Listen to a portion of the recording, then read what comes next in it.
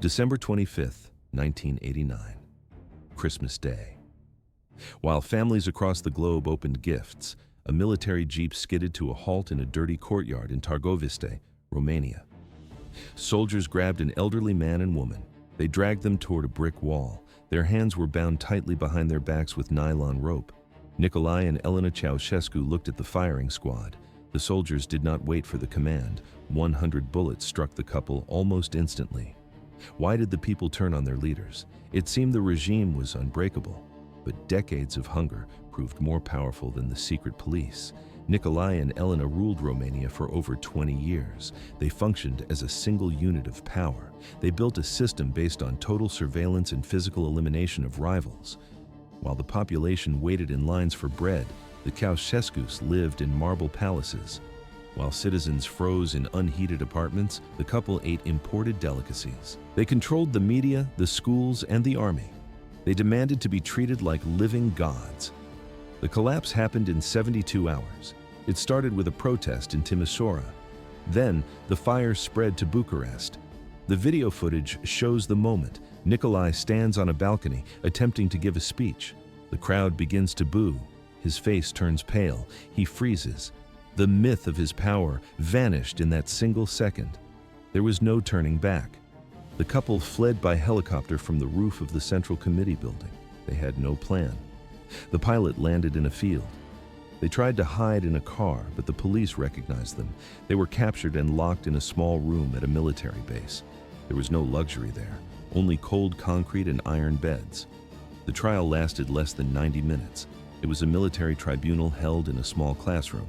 The prosecutors didn't use law books. They used accusations of genocide and theft. The verdict was delivered immediately: death by firing squad. The soldiers didn't even let them finish their final walk. They began shooting while the couple was still being pushed against the wall. The camera records the aftermath. Smoke fills the air. Dust rises from the brickwork. Elena screamed insults at the soldiers until the very last breath. She called them children of the devil. Nicolae sang the International as the rifles leveled at his chest. The ground turned red. The footage was broadcast on national television that same evening. It was the ultimate Christmas gift for a nation in ruins. The images showed the dictators lying in the dirt like common criminals. Thus ended the era of the Red Czars. December 25th, 1989. A firing squad ends the lives of two people. Their names, Nicolae and Elena Ceaușescu. Their surname became a global synonym for tyranny. To understand why their execution was so brutal, the facts must be examined from the beginning. Nicolae Ceaușescu took control of Romania in 1965. It was the height of the Cold War. At first, he looked different from other Soviet bloc leaders. In 1968, he publicly condemned the Soviet invasion of Czechoslovakia. He shook hands with Western leaders. He received medals from the United States and the United Kingdom. The West saw a moderate, but the reality was a trap. Behind this diplomatic facade, Nicolae was building the most repressive regime in Europe. He wasn't alone. Beside him stood his wife, Elena. She would eventually become the second most powerful person in the nation. Elena Petrescu was born in 1916. She came from a poor peasant family. Her formal schooling was minimal. Records show she struggled with basic literacy. She moved to Bucharest and worked in a textile factory. But after marrying Nicolae in 1947, her ambition changed everything. She did not want to be a housewife. She wanted her own power. During the 1970s, Nicolae consolidated his grip on the state. He created a cult of personality. Elena followed his lead. She demanded academic titles she didn't earn. She took over high-ranking government positions. The footage from this era shows them standing together on balconies, overlooking thousands of forced marchers. Why did the people cheer? It wasn't loyalty, it was the Securitate. This secret police force was everywhere. 1 in 30 Romanians was an informant. Microphones were hidden in walls, in phones, and in offices. Every conversation was a risk. Every citizen was a suspect. The sound of boots on pavement became the soundtrack of the country. Life in Romania turned into a struggle for survival. While the Ceaușescus lived in palaces with gold-plated bathrooms, the public faced starvation. Electricity was rationed. Heat was cut off in the middle of winter. The cameras record the truth of that time. Long lines for bread, empty shelves, and faces hollowed by hunger. There was no turning back. The regime was a pressure cooker, and the steam was building. Thus began the countdown to the revolution. 400 scientific papers. That was the official count for Elena Ceaușescu. In reality, she authored none of them. Real scientists did the work. Then they were forced to add her name to the title page. Resistance meant the end of a career or worse. She demanded the title of Comrade Doctor Engineer. It was a mandatory greeting. She pressured foreign universities for honorary degrees through diplomatic threats. If a prestigious institution refused, the Romanian government cut ties. She viewed academic prestige as a state commodity. How did a woman with minimal education control the nation's intellect? The answer was simple. She held the keys to the secret police. Behind the palace walls, Elena was the most feared person in Romania. She did not just observe politics, she directed them. She personally vetted ministerial appointments. In meetings, she crossed out names of officials she disliked. According to survivors, she personally suggested which dissidents should be arrested. The Securitate followed her orders. This was the most brutal secret police force in Eastern Europe. Elena took a direct interest in their surveillance logs. She wanted to know what people said in their kitchens. She wanted to hear their fear. The cult of personality was absolute. Nicolae was the genius of the Carpathians. Elena was the mother of the nation. Every school textbook featured their portraits. Every city square held their statues. National holidays were replaced by massive parades dedicated only to them. The footage shows thousands of workers marching in synchronized lines. They carry massive banners with Elena's face. The sound of forced chanting fills the streets. There was no escape from their image. But reality looked different outside the parades. The Romanian economy was in a state of total collapse. Nicolae decided to pay off the entire national debt at once. To do this, he exported everything the country produced. The result was a humanitarian disaster. Food vanished from the shelves. The state introduced strict rationing for bread, meat, sugar, and milk. People stood in lines for 6 hours to buy a single loaf of bread. At night, the government cut the power. Entire cities went dark for 10 hours at a time to save electricity. Winter was the deadliest season. The regime restricted home heating to save fuel. Families wore coats and hats inside their apartments. The walls grew thick with frost. The sound of children coughing became a constant in the concrete housing blocks. The repression was the final blow. The Securitate turned the country into a prison. They recruited informers by the thousands. Neighbors spied on neighbors. Co-workers reported on co-workers. Children were encouraged to report their parents to the police. One wrong word meant a disappearance. There was no trust left in Romania. Only the cold, the hunger, and the portraits of the mother of the nation. The regime felt permanent. But the pressure was reaching a breaking point. Colleagues denounced each other at every workplace. Trust disappeared even within families. A single joke about Nicolae resulted in 5 years of hard labor. A whispered criticism cost a citizen their life. Romania transformed into a massive prison. Armed guards watched every meter of the border. Leaving the country was impossible for the average person. Attempting to cross the wire meant death by firing squad. 1989. Communism was collapsing across Eastern Europe. The Berlin Wall fell in November. Despite this, the Ceaușescus believed their power was absolute. They were wrong. Why did the regime feel safe? They controlled the Securitate and the army, but the public's patience had reached its limit. By December 1989, Eastern Europe was in flames. Poland achieved independence. Hungary opened its gates to the west. Czechoslovakia began its Velvet Revolution. Bulgaria removed its dictator from office. The world watched the Berlin Wall crumble on live television. But in Bucharest, Nicolae Ceaușescu acted as if nothing had changed. He believed the people still loved him. 16th of December, a protest erupted in Timișoara. The event began when the government tried to deport Laszlo Tokes. Tokes was a reformed pastor who openly criticized the dictatorship. Security forces surrounded his home to evict him. The crowd didn't disperse. Instead, they grew. The anger went far beyond one man. It was the result of decades of starvation, freezing winters without heat, and constant surveillance. A small group of protesters turned into a mob of thousands. They shouted words forbidden for decades: freedom, down with Ceaușescu, assassins. The regime's response was immediate. The footage shows soldiers taking positions. Nicolae was away on a diplomatic trip to Iran. This left the initial crackdown in the hands of his inner circle. The sound of gunfire echoed through the streets of Timișoara. Tanks rolled onto the pavement, but the protesters did not run. At first glance, a minor disturbance, but in reality, the start of a revolution. The Securitate opened fire on the crowds. Men and women fell in the squares, hospitals filled with the wounded and the dying.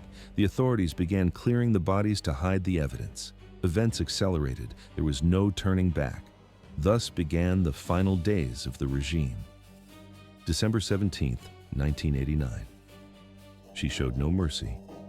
The crackdown began with water cannons and clouds of stinging tear gas. Then came the wooden batons. Police officers struck protesters without hesitation. They hit men, they hit women, they hit the elderly. Blood pooled on the pavement of Timișoara, but the line did not break. The crowd grew larger. Elena Ceaușescu issued a final command: kill them all. The army received the order to mobilize. Main battle tanks rolled into the city center, their tracks grinding against the stone. The massacre began. Soldiers leveled their rifles and fired directly into the unarmed crowd. The footage shows people collapsing into the street. Bullet wounds opened in chests and heads. Screams of agony combined with roars of defiance. The cleanup was systematic. Trucks arrived to collect the corpses, stacking them in the back. Some wounded reached the hospitals, others vanished. The Securitate, the secret police, snatched survivors from their beds to eliminate witnesses. From the palace in Bucharest, Elena tracked the body count through hourly reports. She signed the decree for martial law. A strict curfew was imposed. The order was clear. Anyone on the street after dark dies without warning. It failed. The rebellion ignited in Arad, then Cluj-Napoca, then Sibiu and Brașov. The nation had reached a breaking point. On December 21st, Nicolae Ceaușescu returned from a state visit to Iran. He found the country in chaos. He was furious. He blamed foreign agents and hooligans for the unrest. He did not understand the reality. Romania was finished with him. Nicolae fell back on his old tactics. He ordered a massive rally to project strength. Over 100,000 workers were forced to gather in Palace Square. Nicolae stood on the balcony of the Central Committee building. Elena stood beside him. She wore a cold, fixed smile. The state television cameras were rolling. The broadcast went out live to millions. Then, the impossible happened. A low rumble of boos started in the back. It grew into a roar. The crowd began to chant one word: Timișoara, Timișoara. The name of the massacred city became a weapon. Nicolae stopped speaking. His mouth hung open. The cameras caught the exact moment his face turned to stone. The myth of his power vanished on live television. December 21st, 1989. Public defiance began.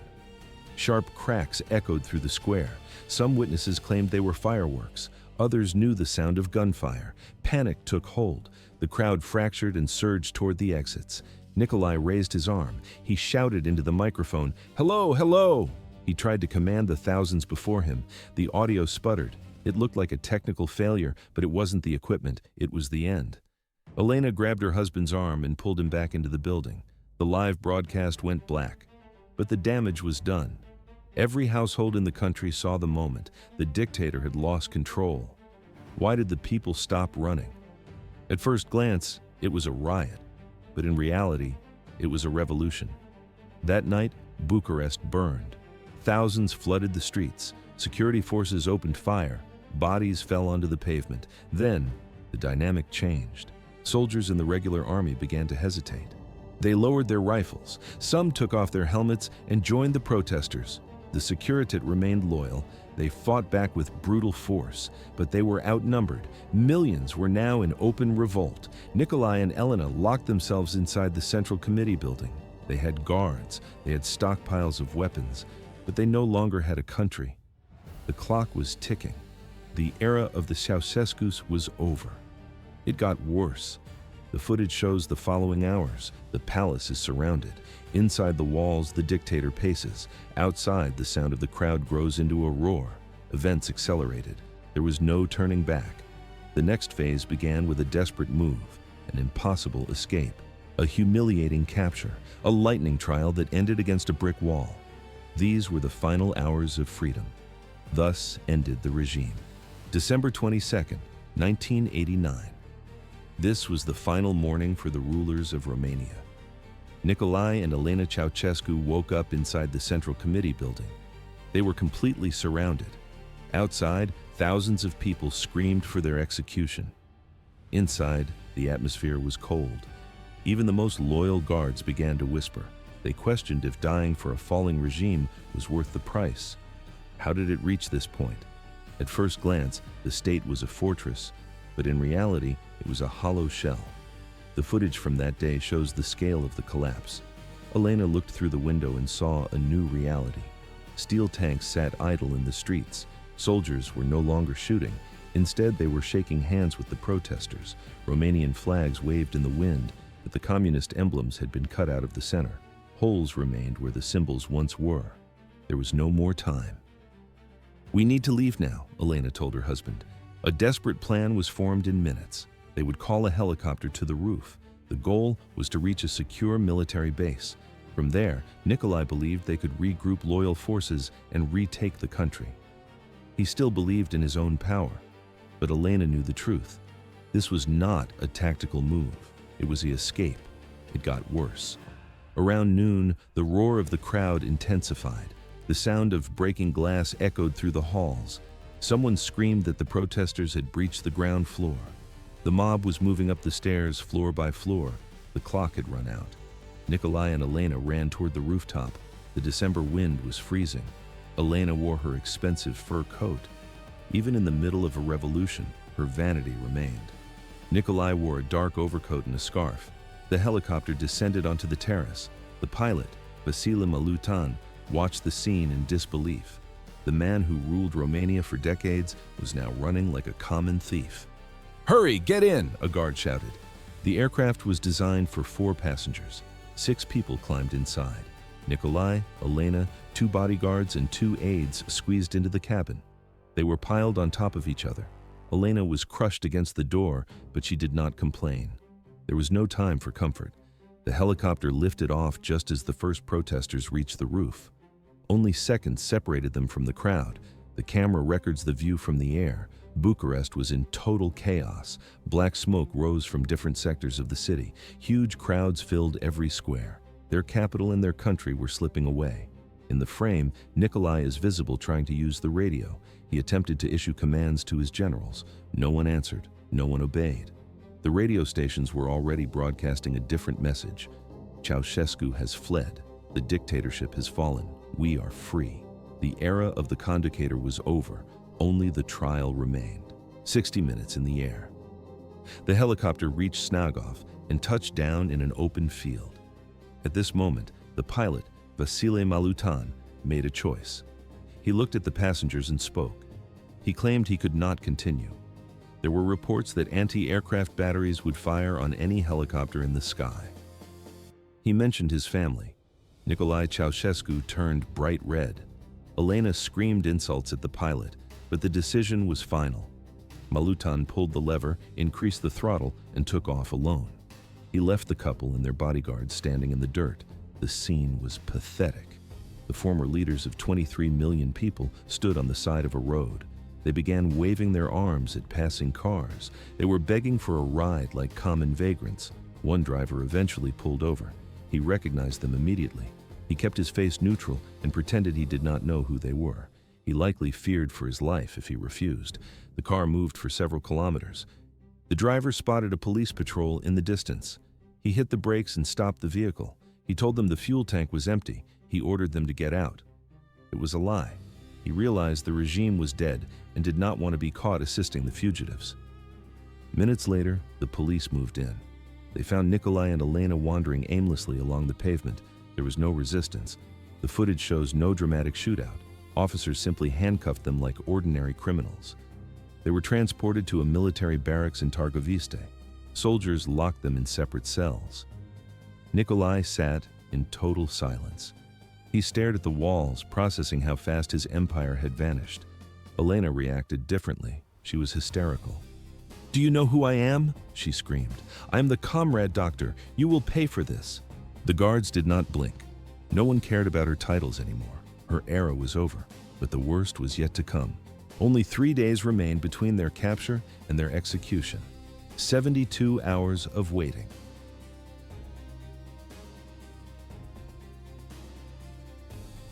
Elite Securitate workers took positions on the rooftops.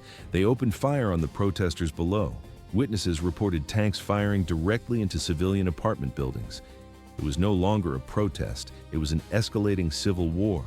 The new provisional government, the National Salvation Front, faced a strategic crisis. Why did the dictators have to die so quickly? At first glance, it was a legal matter, but in reality, it was a necessity for survival. As long as Nicolae and Elena remained alive, they stayed a symbol for the old guard.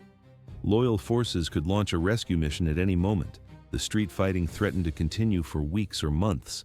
The decision was finalized, an immediate trial and execution on the same day. December 25th, 1989, Christmas Day. While the Western world celebrated, Romania prepared a firing squad. The footage shows the location. Nicolae and Elena were led into a small classroom converted into a courtroom. It was a cramped, filthy space. Wooden school desks were pushed against the walls to make room. The setup was a makeshift military tribunal. It consisted of 3 military judges, 1 prosecutor, and public defenders. These lawyers had no intention of defending the accused. The cameras recorded every second. The new government needed the Romanian people to see the fall of the dictators with their own eyes. There was no room for rumors. Nicolae entered the room first. He wore the same dark overcoat from the day of his flight. In the frame, he looks smaller. He appears fragile and significantly older. He took his seat next to Elena. She wore a fur coat and a patterned scarf. Elena looked around the room with visible disdain. Her expression suggested she still considered herself the second most powerful person in the country. But the reality was different. The sound of boots on the cold floor echoed through the room. There was no mistake. The trial began immediately. The prosecution spoke fast, listing charges of genocide and subversion of the national economy. The defendants barely had time to respond. Events accelerated. Within 90 minutes, the verdict was delivered. Death by firing squad. The soldiers did not wait for an appeal. They grabbed the couple by their arms and led them toward the courtyard. The story of the regime ended here. Thus ended an era. December 25th, 1989. 2 people sat at a small wooden table in a cold military room. They were the most powerful couple in the country. Now, they were prisoners. The prosecutor stood up and began reading the formal charges. Nicolae Ceaușescu and Elena Ceaușescu, you are accused of genocide. The document held them responsible for the deaths of over 60,000 Romanian citizens. The charges were specific. They ordered soldiers to fire live ammunition into crowds of unarmed protesters in Timișoara and other major cities. Nicolae did not wait for the end. He interrupted the proceedings. He shouted that he did not recognize the authority of the tribunal. He demanded to be judged only by the Great National Assembly. The prosecutor did not stop. He ignored the outburst and moved to the next point. You are accused of destroying the national economy and hiding fortunes in foreign bank accounts while the people starved. The room was silent except for the scratching of pens. Elena exploded in anger. She yelled that it was all lies. She screamed that they had given everything to the country and called the officers traitors. But the process moved forward without delay. Why did the trial happen so fast? There was no time for a long legal battle. The new government needed a result. The footage shows Nicolae clutching his winter hat, Elena adjusting her scarf with trembling fingers. Witness testimony began. Military officers took the stand. They reported receiving direct orders to shoot civilians. Economists presented data on the collapsed infrastructure. The evidence was overwhelming. Nicolae tried to defend his record. He spoke about the houses he built and the schools he opened, but his voice was weak. He lacked conviction. He kept looking at his watch as if waiting for a rescue that would never arrive. Elena shifted between fury and begging. 1 minute she insulted the judges. The next, she claimed she had been a mother to the people. No one moved. No one was convinced. The public defenders barely spoke. They asked a few protocol questions and remained quiet. It was clear to everyone in the room, this was not a trial. It was a formality before a sentence. After little more than an hour, some sources say exactly 55 minutes, the proceedings reached a conclusion. Events accelerated. There was no turning back.